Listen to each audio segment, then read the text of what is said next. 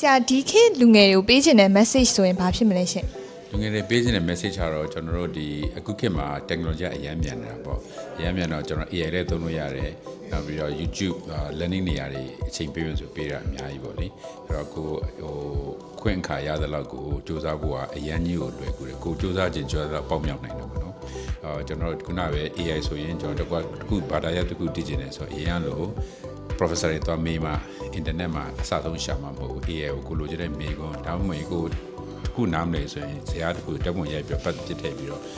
ကျွန်တော်ဒါလေးရှင်းပြပြီးတော့ပါဇက်နဲ့ပြောလို့ရတယ်ပမာလို့ဖြစ်ရှင်းခဲ့လို့ရတယ်ဆိုအရန်လွယ်တော့ဒီချိန်မှာပို့ပြီးတော့စူးစမ်းဖို့အခွင့်အလမ်းရှိပါတယ်အဲ့တော့သူများထက်လည်းအရင်တော့ဆိုရင် digital device ခေါ်တာပေါ့ဒီလို technology တွေဒီလိုစာအုပ်စာတွေရဖို့အရန်ခက်ခဲတယ်ပတ်စံတွေအများကြီးပေးရတယ်တင်တဲ့တက်ရတယ်ခုခေတ်မှာတော့မလိုတော့ဘူးအဲ့ဒါဖြစ်တဲ့အတွက် AI ကိုသုံးပြီးတော့အများကြီးစူးစမ်းအောင်မြင်ဆောင်ရွက်နိုင်ကြပါတယ်အဲ့တော့အားလုံးအောင်မြင်ကြပါစေလို့ဆုတောင်းပေးပါတယ်လူငယ်တွေကိုပေးချင်တဲ့ message ဆိုရင်ဘာဖြစ်မလဲကိုအဓိကလူငယ်ပေးချင် message ကကိုယုံကြည်ကြပါ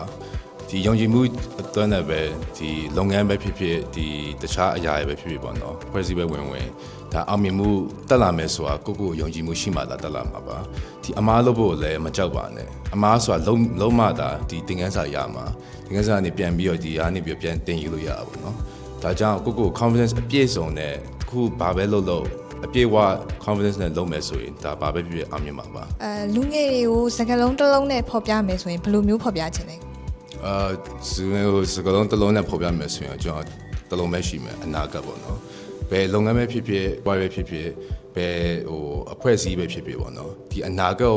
ထမ်းဆောင်မဲ့လူတွေကလူငယ်ပဲဖြစ်ပါတယ်ဒါကြောင့်ကျွန်တော်အဓိကပြောချင်တာအနာဂတ်ကိုလုံးဝဒါကို